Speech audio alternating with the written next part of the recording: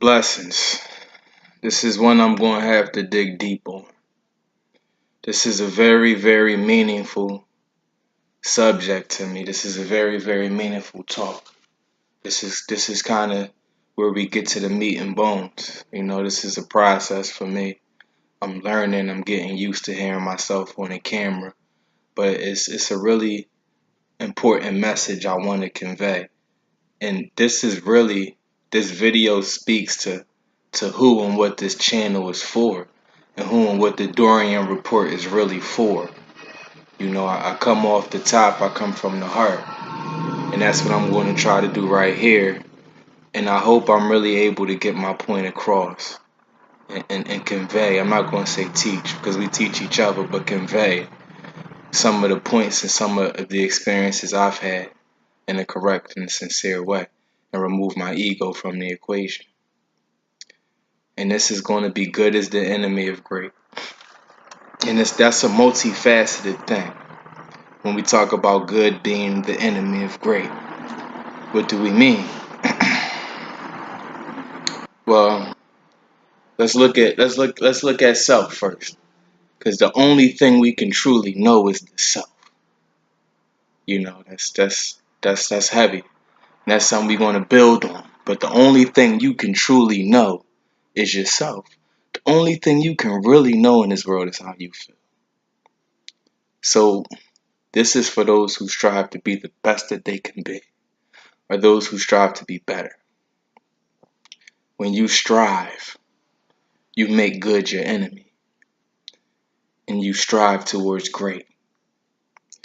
You strive to be great at whatever it is that you strive toward. If you wanted to be great scholastically, C's aren't good enough. Just passing isn't good enough. B's aren't even good enough. You going for Dean's List, you need A's. You need that 3.5 GPA. If you're striving athletically, you don't want to just make the team. You want to be all state. You want a scholarship. If you're striving artistically, it's not just enough to make a beautiful picture. You want to put your soul in that picture. If you're striving to build your body, it's not just enough to have some nice arms. You're going to do legs too. You don't just want a gel body. You're going to squat. You know what I'm saying? You're going to watch what you eat.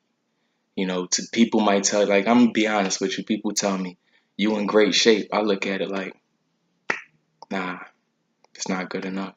That's just my nature, And a lot of people are good just getting by. A lot of people are okay just being good. I always was somebody who looked at Michael Jordan is being exemplary of this attitude. Good was never good enough. He put his being into being his best. He wanted to be great. He didn't want to be good. So it starts with that. It starts with knowing what you want. And it starts with the self. And wanting to get the most out of the self. Wanting to get the most out of yourself. No matter what you do. So good becomes your enemy. You don't want to just be good. Floyd said it's a difference between being great and being God-gifted, or being talented and being God-gifted. There's so much to that if you unpack that. Any God gives people talent, but the true gift is the ability to culture that talent. It's like a diamond. You can find a rough diamond, but it's about the cut you put on it. And this ties into fundamentals, repetition, and consistency, and patience. See, it all goes together. It's a process. But ultimately, you just strive to be your best. You strive to be disciplined, to be consistent, to work hard, to be your best. That's where it starts. Good is the enemy of great. Now, once you do that, once you've wholeheartedly made that decision, your reality will change. It's a paradigm shift. The way you look at the people around you, the way the people around you look at you, it's all going to change. Me, I like to study history. Machiavelli said that a prince should find specific people and study them, strive towards them.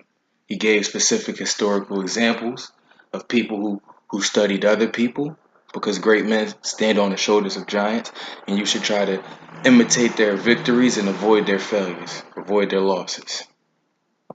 So when we do that, it's certain great people who come to mind. When I do that, it's different. It's different type of people. Some of them was totally righteous people. Some of them was quote unquote robber barons. Some of them are athletes. Some of them are gangsters.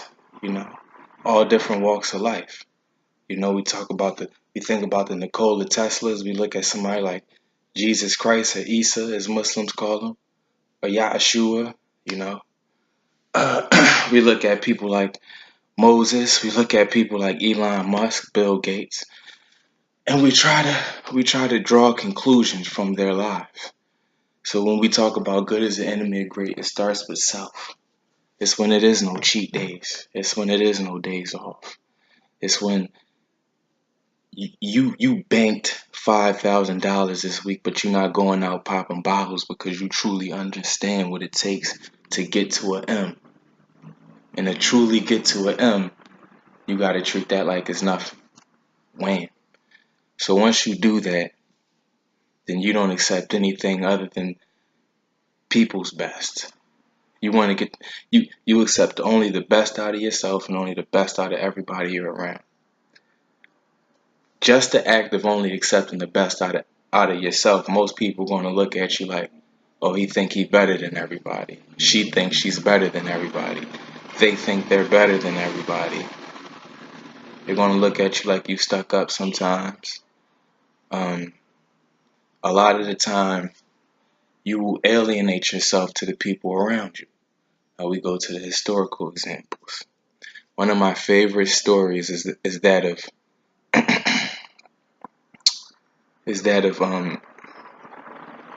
Yusuf in the Bible, or Yusuf in the Quran. Joseph, who was thrown in the well, the boy who was thrown in the well by his brothers. He was the son of Isaac. Isaac had he had 11 sons.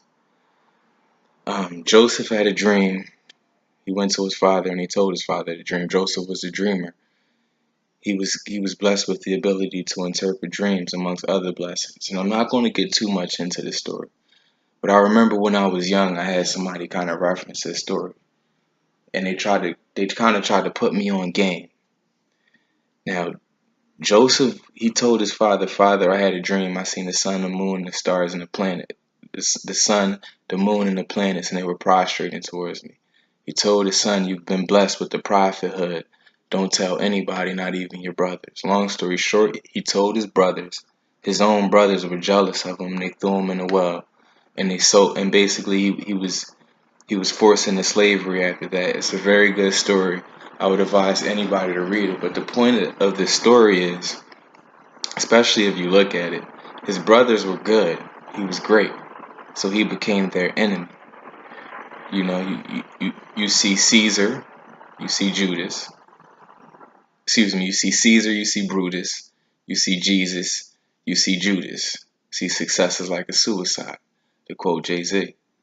You know what I mean? Anytime you see somebody who was truly a great man, you'll see many good men who instantaneously became his enemy.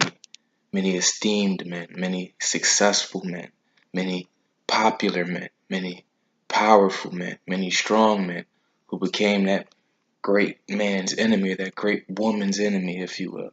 Because great people seek to bring about great change.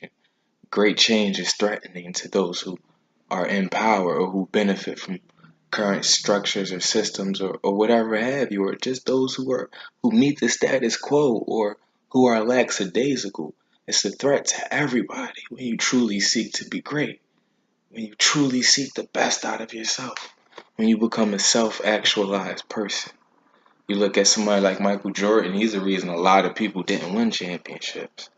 Most of the time, truly great people aren't liked, during their lifetime. They're liked after the fact. You know what I'm saying? And the list goes on. There's so many obvious examples of that. If we look at Moses, Moses wasn't even allowed to enter into Israel. We look at Jesus. Jesus was betrayed. Um, the list goes on and on. We look at Martin Luther King. Martin Luther King was slain. You know what I'm saying? And he was opposed, and uh, his name was defamed, or J. Edgar Hoover attempted to blackmail him. So great people were always, or somebody like Malcolm X, who was kicked out of the Nation of Islam and essentially was on his own and ostracized at the time of his death. So truly great, truly righteous people are always met with great opposition. So it's a two-pronged thing. It's like you have to oppose every bit of weakness or insecurity or even dishonesty within yourself to properly evaluate yourself and your performance at whatever it is you seek to do. So you have to go to war with yourself. And essentially, you have to go to war with the outside world, and the outside world goes to war with you, even your loved ones. I mean, and that's why the first story I referenced was the story of somebody like Joseph, whose own brothers threw him in a well. One of my favorite movies is The Godfather. We look at somebody like Michael Corleone. He was betrayed by everybody he loved. You know what I'm saying? And, he didn't even want that life. He was forced into it. You know what I'm saying? So when we say good is the enemy of great, that's what we mean. And it's something that if you truly want to be the best, you have to accept. I mean, we look at the greatest power lifters. They're always trying to beat their numbers. The Ed Combs, the Lamar Gants, the Richard Hawthorns. We look at the greatest bodybuilders. They're always trying to improve upon what other people view as perfection. And in the process, they get looked at like they're crazy. They're never happy. You alienate yourself from your family. You alienate yourself from your friends because you become type A, super particular, almost selfish in a way. Even when you seek to bring about great change, somebody who seeks to bring about great change, their family will look at them like you devote more time with everybody else than you do with your family. So good is the enemy of great. And part of that is understanding the role of perception in this world. Most of the time we perceive that which is truly good as bad. And we perceive that which is truly bad as good. You know what I mean? Look at obesity and fattening foods and things of that vein. And that kind of takes us to where I kind of want to bring things, which is talking about the reality of things versus the perception.